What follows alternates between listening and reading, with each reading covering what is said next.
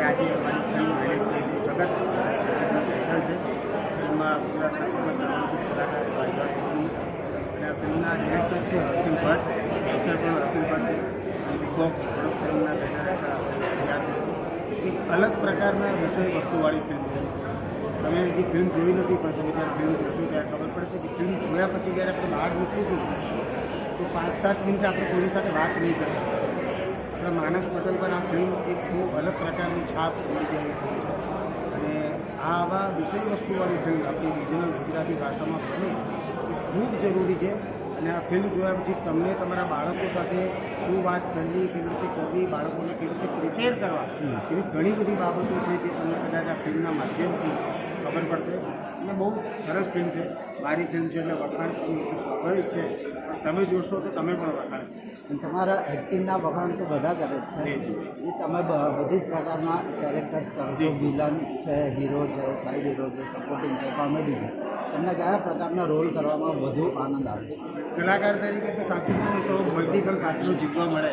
કે કલાકાર તરીકે લાઈફ એક મળી અને અનેક પાત્રો બદલીને અનેક લાઈફ જીવવાનો જો મોકો મળે છે. એટલે કલાકાર તરીકે બધા જ પ્રકારના પાત્રો મને ગમે છે. પણ લોકોએ પસંદાર ન્યૂઝમાં નેગેટિવ રોલમાં મને ફાઇટ આપી દીધો આપો છે. એ નેગેટિવ પાત્રો ભજવવાની બી અલગ છટા છે. અને આપણા ગુજરાતમાં અત્યારે મૂવી જોઈએ તો એવું નેગેટિવ એક્ટરો કોઈ છે નહીં કે તેની આપવા હોય. આપણો પ્રયત્ન છે કે નેગેટિવ કલાકાર તરીકેની કંઈ કોઈ નેગેટિવ રોલ મોડલ કલાકાર તમારો રોલ મોડલ ખરો? રોલ મોડેલ તરીકે તો સાચું કહું તો નેગેટિવ રોલમાં અમરીશ પુરી જેવા મહાન અભિનેતા ઘણી બધી ફિલ્મોમાં બહુ જ ગમે. એ બાજુ જ આવવાનો હતો પણ તમે જ કહી એટલે because you રિઝેમ્બલ like Amrish.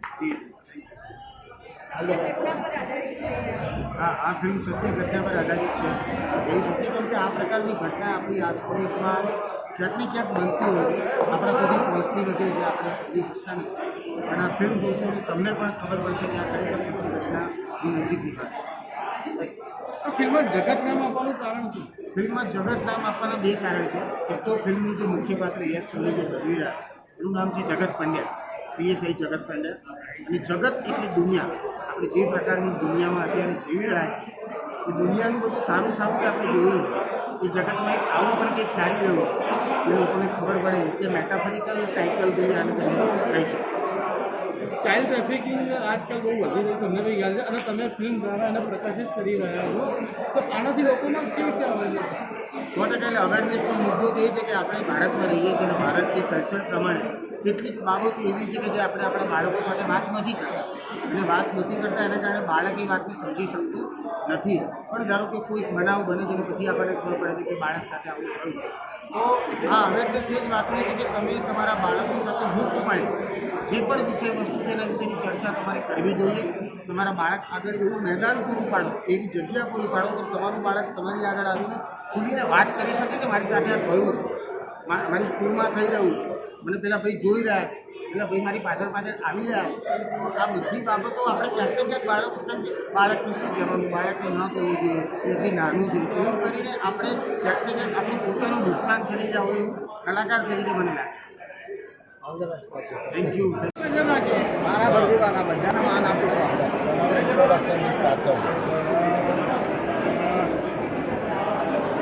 Ready? Viral છે પાછળ ઉપર રેડી સર. નમસ્કાર, આજે જગત ફિલ્મ રિલીઝ થઈ રહી છે, જેને પ્રોડ્યુસ કરવામાં ખૂબ આનંદ છે.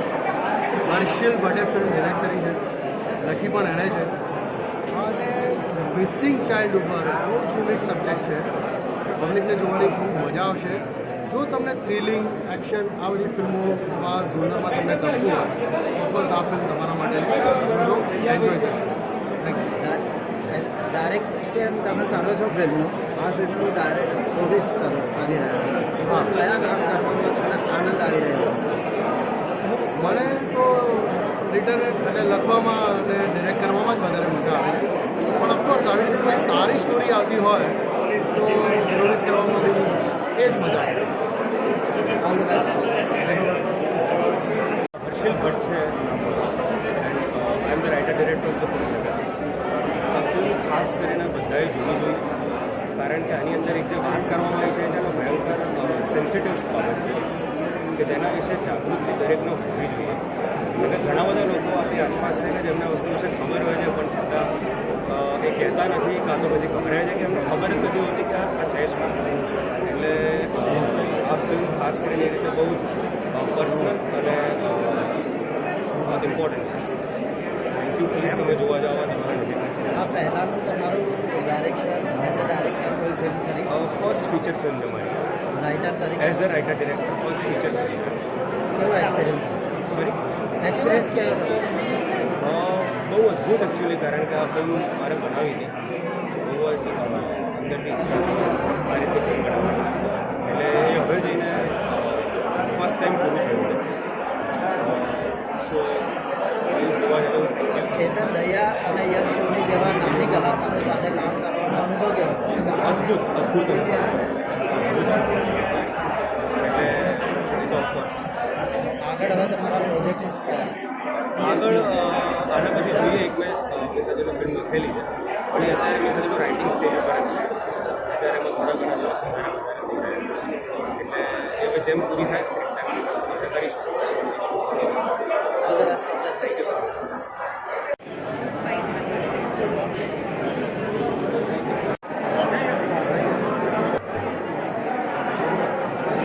એ બંનેમાં તમને તફાવતને અંગ્રેજીમાં લાગે? ખાસો ફરક છે. બહુ જે રોલ એની જગ્યા અને બહુ લાઉડ ફિલ્મ છે. ઓવરઓલ સ્લેપસ્ટિક કોમેડી છે. એ કેરેક્ટર પણ ખાસો લાઉડ હતું. જ્યારે જગત એ બહુ જ રિયલિસ્ટિક બેઝ પર બનેલી ફિલ્મ છે. આપણી આસપાસની જ વાત છે અને એનું કેરેક્ટર પણ બહુ જ રિયલિસ્ટિક છે. આપણે જે પીએસઆઈ કે જેમને જોતા હોઈએ, જે સાદા સરળ આપણા જેવા માણસ હોય એવા એક પાત્રની આ વાત છે. એટલે એકદમ ઓપોઝિટ કેરેક્ટર છે. હર્ષિલ ભટ્ટનું આ પહેલું ડાયરેક્શન છે, તો આ પહેલા ડાયરેક્ટર તરીકે આ તમારો અનુભવ કેવો રહ્યો? બહુ જ સુંદર. એ માણસે જેટલી ક્લેરિટી સાથે ફિલ્મ બનાવી છે, જે પ્રમાણે હર્ષિલે વાર્તા કીધી છે અને આઈ ફીલ કે હર્ષિલે લખી છે ફિલ્મ અને એણે જે પ્રમાણે પેપર ઉપર જ ફિલ્મ બતાવી અને જ્યારે સંભળાવી હતી ત્યારે હું ફિલ્મમાં પૂરેપૂરો એન્ગેજ થઈ ગયો. હર્ષિલ મારો ચાઇલ્ડહુડ મિત્ર છે. અમે 4th સ્ટેન્ડર્ડથી એકબીજાને ઓળખીએ છીએ. અમે નાનપણમાં શોર્ટ ફિલ્મ્સ જોડે બનાવતા હતા. સ્કૂલ બંક કરીને શોર્ટ ફિલ્મ્સ બનાવતા હતા અને અમારું આ બંનેનું સપનું હતું કે ક્યારે આપણા બેની પિક્ચરનું હોર્ડિંગ જોવા મળે અને ફાઇનલી જગત થકી અમારા બંનેનું સપનું પૂરું થયું. તમે કોમેડી બી મૂવી બનાવી લીધી છે, સિરિયસ બી બનાવી લીધી છે, લવ સ્ટોરી બી બનાવી. હવે થ્રિલર કે સસ્પેન્સ એવી કોઈ આઈડિયા કરી? આ જ જગત થ્રિલર સસ્પેન્સ મિસ્ટ્રી છે. ચાઇલ્ડ મિસિંગ કેસની વાત છે. ચાઇલ્ડ જે ખોવાઈ ગયું છે, બાળક જે આયુષ નામ છે, આયુષ એ કઈ રીતે મળશે, શું થશે, આગળ બાળક કઈ રીતે અનફોલ્ડ થશે, એની આખી વાત છે. તો યસ, સસ્પેન્સ તમે રોમેન્ટિક મૂવીઝ કરી છે, તમે ઇમોશનલ મૂવી કરી છે, આ એક ઇમોશનલ મૂવી, સિરિયસ મૂવી, તો તમને કઈ પ્રકારના રોલ્સ કરવામાં વધુ આનંદ આવે છે? એકચ્યુઅલી અલગ અલગ પાત્રો ભજવવાની મજા આવે છે. જેમ નાડી દોષ હોય એ વર્ષે 2022 3 પિક્ચરો રિલીઝ થઈ હતી. નાડી દોષ, નાડો અને ફક્ત મહિલાઓમાં. એ ત્રણેય પાત્રો ખૂબ એકબીજાથી અલગ હતા. આ વર્ષે ડેની જીગર અને જગત એ રિલીઝ થઈ. એકદમ એકબીજાની વિરોધાભાસ છે બંને કેરેક્ટર. તો આ પ્રકારનો વિરોધાભાસ અને આ પ્રકારના અલગ અલગ પાત્રો કરવાની મને ખૂબ મજા આવે. તમારું રોલ મોડલ કોઈ હીરો તરીકે? બહુ બધાને લિસ્ટ બહુ લાંબી છે એટલે હું આપવા બેસીશ તો કારણ કે ઘણું શીખવા લાયક ઘણા બધા એવા એક્ટર્સ છે કે જે પૂરી કરી ચૂક્યા. એમનાથી વધી નથી શક્યા છે જે શીખવું લાગે. ગુજરાતી દર્શકોને શું મેસેજ આપવું? ગુજરાતી દર્શકોએ હંમેશા ગુજરાતી ફિલ્મોને ચલાવવામાં એને સફળ બનાવવામાં બહુ જ સાથ આપ્યો છે. બોસ જેવી ડિફરન્ટ પ્રકારની ફિલ્મ્સ પણ એ લોકોએ સારી રીતે વધાવી લીધી છે. ત્યારે જઈને એની હિન્દી રિમેક આટલા મોટા પાયે બની છે. બસ એ જ કહીશ કે જેમ તમે ડિફરન્ટ સબ્જેક્ટ્સ આજે ગુજરાતી ફિલ્મમાં વર્ષો પહેલાં વિચારીએ તો બોસ જેવી ફિલ્મ કે જગત જેવી ફિલ્મ કોઈ ઇમેજિન ના કરે બનાવવું. પણ આપણે ગુજરાતી ઓડિયન્સનો પાવર છે કે એ લોકોએ જોઈને ગુજરાતી ઇન્ડસ્ટ્રીને સક્ષમ બનાવી છે કે આવી ફિલ્મો હવે બનતી થઈ છે, આવી વાર્તા બહાર આવતી થઈ છે. તો બસ આ જ રીતે આ ફિલ્મને પણ વધાવી લેજો અને બને તો પાયરસી પર ના જોતા થિયેટરમાં જોવાનો આગ્રહ રાખજો. તો આપણે બહુ જ મોટા એવા રેકોર્ડ્સ હાંસિલ કરી શકીએ છીએ જો આપણે ઓડિયન્સનો આપણી સાથે સાથ. Okay, thank you.